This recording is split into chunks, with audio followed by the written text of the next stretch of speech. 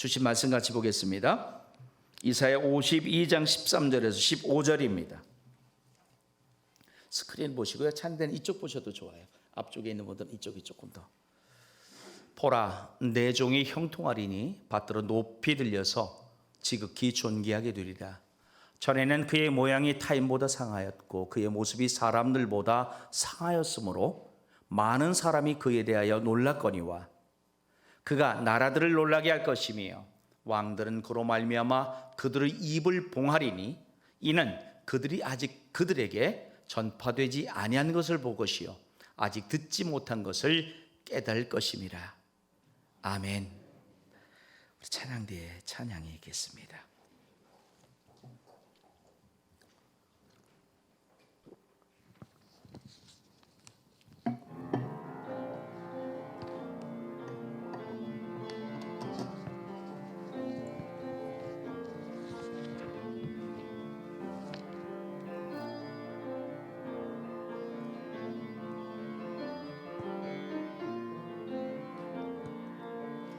주 하나님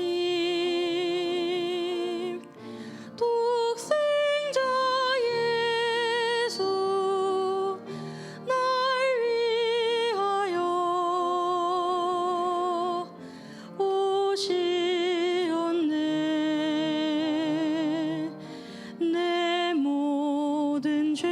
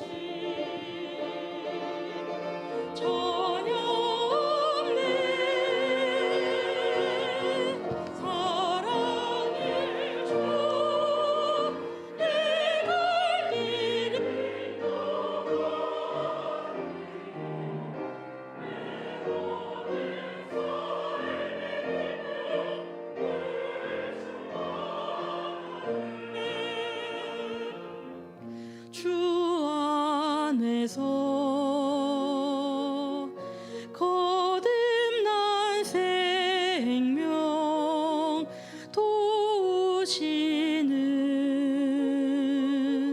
주의 사랑 참 기쁨과 확신 가지고 주님의 도우심을 믿으며 살리.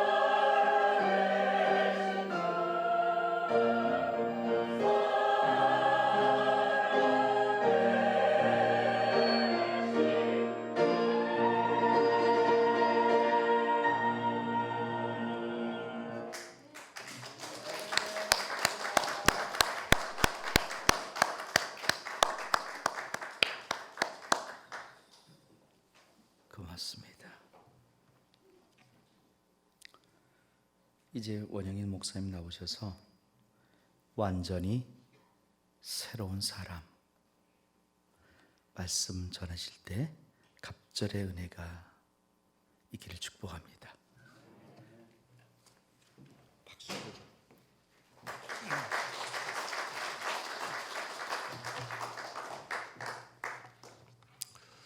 부활의 소망으로 코로나19를 이기고 승리하는 하나님의 성도들이 되시기를 예수님의 이름으로 축원합니다.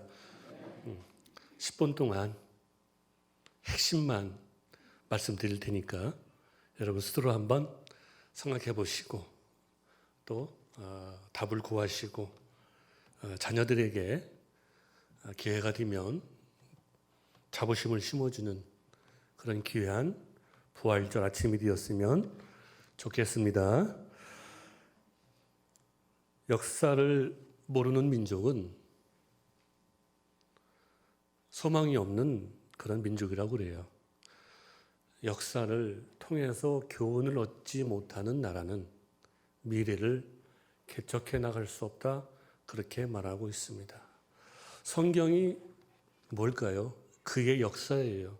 우리는 날마다 역사를 공부하고 있습니다.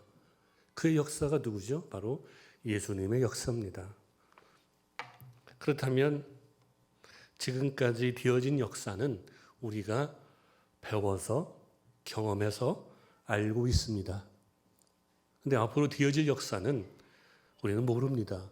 앞으로 되어질 역사는 하나님의 영역입니다. 우리는 지금까지 되어지고 이루어진 역사를 통해서 교훈을 얻고 미래를 준비하고 개척해 나갈 뿐입니다. 그래서 제가 담임 목사님께 이제 말씀을 의뢰받고 준비하는 과정 속에서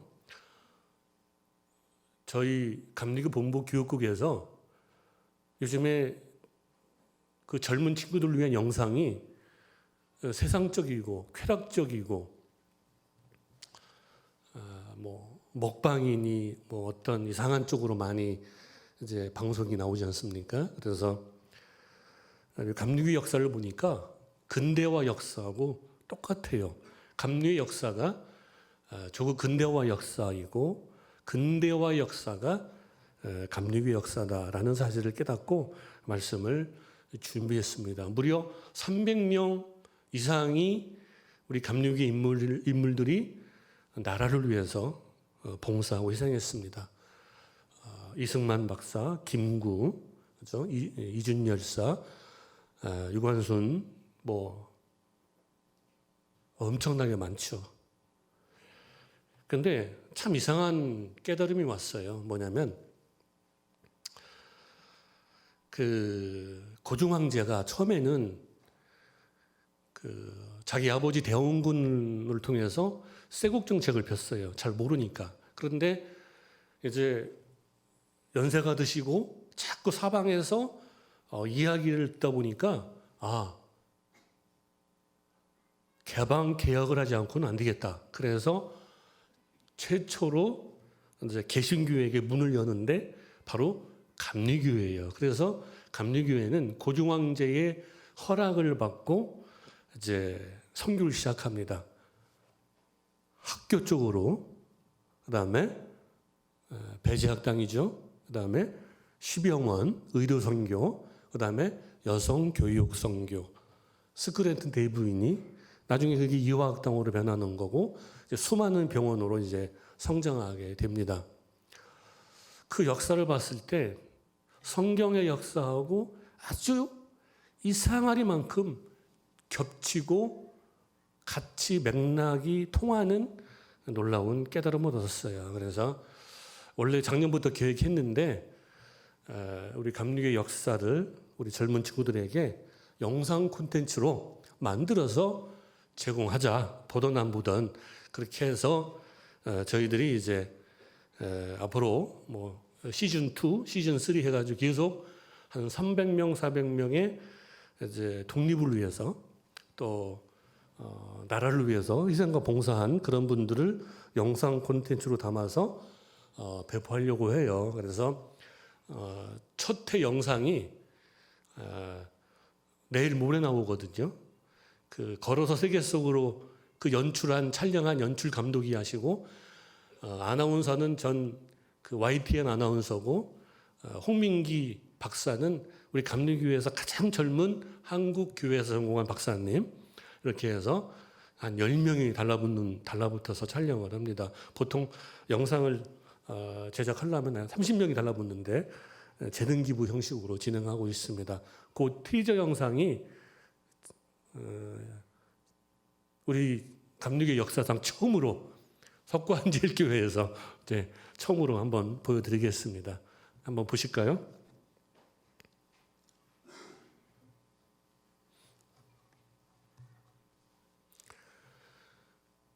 이거 티저 영상인데 이제 홍보 영상이라고 보시면 돼요. 그래서 그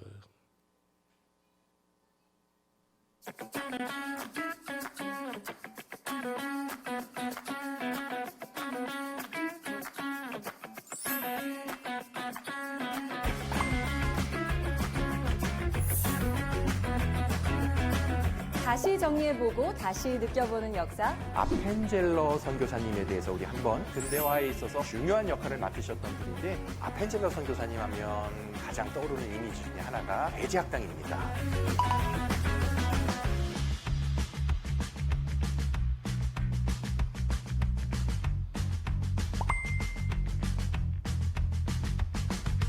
제일이라는 게 퍼스트, 최초라는 뜻일 텐데 어떤 의미가 담겨 있을지 궁금해집니다. 우리나라 최초의 파이프 오르간이라고 할 수 있습니다. 아펜젤러 선교사님이 어떤 역할을 하셨고 어떠한 의미가 담겨 있는지 교가 외우듯이 저렇게 외우면 좋을 것 같네요. 다시 정리해보고 다시 느껴보는 역사. 다정마감 화이팅! 네, 감사합니다. 프로그램명이 다정다감 유튜브에서 검색하셔서 보시면 되겠습니다. 일본은 개혁가의 방법을 통해서 근대화 문물을 받아들였어요. 근데 한국과 중국은 그렇지가 못했어요. 근데 고종 황제가 늦게 깨달았어요. 근데 감리교회만 유독 고종 황제가 이제 허락해서 의료, 학원, 여성 선교를 시작합니다. 근데 신기하죠. 일본은 근대화 문물을 받아들여서 서양과 견줄 막강한 힘을 갖습니다. 그런데 군국주의로 갑니다. 그래서 선교사들이 복음을 증거해도 일본은 백성들이 받아들이질 않아요. 근데 우리나라는 나라가 망해가니까 백성들이 하나님을 의지해요.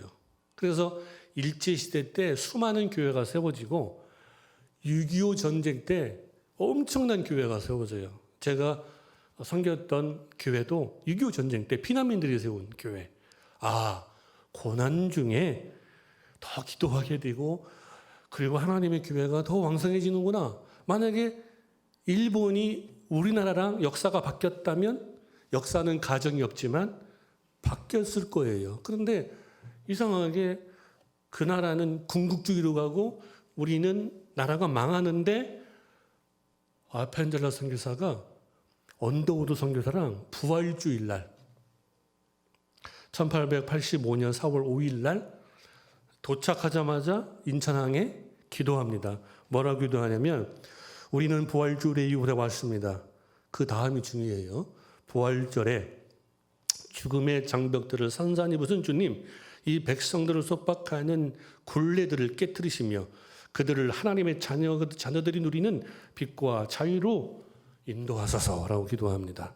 그리고 나서 아펜젤러 선교사가 그 중국 인천 그 중식당으로 유명한 그 동네 옆에 대불 호텔이 있는데 데블스 호텔 거기에서 묵으면서 처절한 기도문을 본국에 보내요. 그 기도문을 그 역사관에 전시해 놨는데 보면은 눈물이 나요. 이렇게. 근데 아펜젤러 선교사가 다 아시겠지만 유명한 선교사가 아니에요. 우연의 일치예요. 별로 실력도 없어요. 그런데 이상하게 한국의 부활주일에 와서 기도하고 그리고 혼자 이 황량한 이 대한민국에 와서 조선에 와서 기도하는 그런 모습. 상상해 보세요. 아직도 한양에 못 갔습니다. 하나님, 나라는 아름다운데 백성들이 고통받고 있습니다. 세상에 이런 나라가 어디 있습니까? 하면서 처절하게 기도합니다. 그런데 이상하죠. 예수님께서 십자가의 고난을 받으실 때 예수님의 제자들이 3년 동안 그 수많은 체험을 하고 다 도망갔어요. 근데 부활의 역사를 체험하고 나서 어떻게 됐어요? 예수님의 제자들이 자신의 목숨을 초기같이 버리면서 하나님의 말씀을 증거합니다. 어디로? 소아시아로? 로마로. 우리나라 보세요. 역사가 흘러 일제가 우리나라를 압살하려고 해도 다시 광복했고, 북한 공산주의가 우리나라를 없애려고 해도 다시 살아났고, 그래서 결국 우리나라가 전 세계에 미국 다음으로 선교사를 많이 보내는, 물론 그게 전부는 아니지만, 그리고 지금도 나날이 더 나라가 부강해지고 더 왕성해져요. 저는 옛날에 대기업에 다닐 때 도저히 일본을 따라잡을 수 없다라고 확신했어요. 그러나 지금 보세요. 야금야금 대한민국이 아주 작은 나라가, 힘이 없는 나라가, 그렇죠? 이상하게 하나님의 역사와 축복에 따라서 세계사에서 5,000년 역사 속에서 지금처럼 하나님의 축복받는 그런 적이 없어요. 이상하죠? 그 비결을 어디서 사실까? 물론 세상학자들은 뭐 경제 성장이 어떻고, 그죠? 뭐 무역이 어떻고 얘기하지만 우리 믿는 주의 성도들에게는 바로 하나님의 역사. 그래서 옛날에 1885년 4월 5일 날 부활주일 날 그렇게 기도했던 그 선교사들, 그리고 수많은 그 선교사를 도왔던 사람들이 그 어려운 과정 속에서, 나라가 멸망하는 그런 속에서 희망과 용기를 가지고, 비록 지금 우리나라는 망하지만, 국운이 다하였지만 우리 후손들만큼은 복된 나라를 만들 것이다 라는 소망을 가지고 이제 그냥 일제 순사의 그 경계를 뒤로 하고 숨어서 기도하고, 그죠? 그 6.25 전쟁 때, 그죠? 논밭에서 산골에서 기도했던 그 신앙의 선진들, 그들의 이제 기도와 눈물 때문에 하나님께서 이렇게 축복하시고 역사하신 줄 믿습니다. 우리는 그거를 이제 잊으면 안 돼요. 왜? 아주 작은 나라, 그죠? 보지도 못한 나라, 듣지도 못한 나라, 이런 나라에 와서 하나님의 역사가 이렇게 나타난 것은 놀라운 역사라는 것이죠. 그래서 코로나도 마찬가지입니다. 지금도 옛날에 6.25 전쟁 때하고 비슷해요. 일제 압제 때하고 비슷해요. 지금은 알곡과 쭉정이가 우리가 의도했던 의도하지 않았던 나눠지는 그런 시대입니다. 그래서 힘들고 어려울 때 믿음을 지키고 기도했던 주의 성도가 반드시 하나님의 쓰임받고 축복받게 될 줄 믿습니다. 오늘 말씀도 그거예요. 비천한 나라, 힘이 없는 나라가 결국 부활의 소망으로 다시 힘을 얻더니 세상의 군왕들이 부러워하는 그런 나라가 되었다. 그래서 제가 이 말씀을 준비했습니다. 사랑하는 석관제일교회 성도 여러분, 반드시 우리는 명심해야 됩니다. 하나님을 떠나서는 결코 우리나라가 잘 될 수 없습니다. 왜? 우리나라는 가진 게 없어요. 작은 나라예요. 그렇죠? 열강에 둘러싸인 나라예요. 그런데 하나님께 축복하시면 이런 나라를, 힘이 없는 나라를, 능력이 없는 나라를, 지와 자원이 없는 나라를 들어 쓰셔서 아주 강하게 부강하게 역사하시고 그 역사와 축복을 여러분의 후손들이 받게 되는 놀라운 축복의 역사가 나타나게 될 줄 믿습니다. 그 역사를 이제 제가 그 영상을 찍으면서 이제 연구를 해보니까 그 수많은 박물관이 있고 준비를 해보니까 아주 스토리텔링 되는 이야기거리가 있는 기가 막힌 이야기가 많아요. 너무나도 좋은 내용이 많아요. 그죠? 대표적인 게 저기 애국의 역, 그 아연, 그 지명이 그 아이들이 죽으면 다 거기다 묻었어요. 그런 내용이 그 역사에 기록되어 있는데 눈물이 나죠. 그렇게 힘들고 못 살고 척박했던 땅에서 부활주일 날 선교사들이 기도했고 선교사를 도왔던 수많은 초대교회 성도들 빛도 없이 이름도 없이 그들의 수고와 그들의 눈물과 그들의 기도가 있었기에 오늘날 대한민국이 이렇게 하나님의 축복받는 나라가 된 줄 믿습니다. 요새 젊은 친구들은 헬 조선이라고 그래요. 그죠? 뭐 살기 힘들고 어려운 나라다. 그러나 생각하기 나름입니다. 우리는 믿음으로 긍정으로 하나님의 도우심을 바라면 하나님께서 현재의 고난을 다 거두어 가시고 축복하셔서 하나님의 놀라운 역사가 우리 삶 속에서 나타나게 될 줄 믿습니다.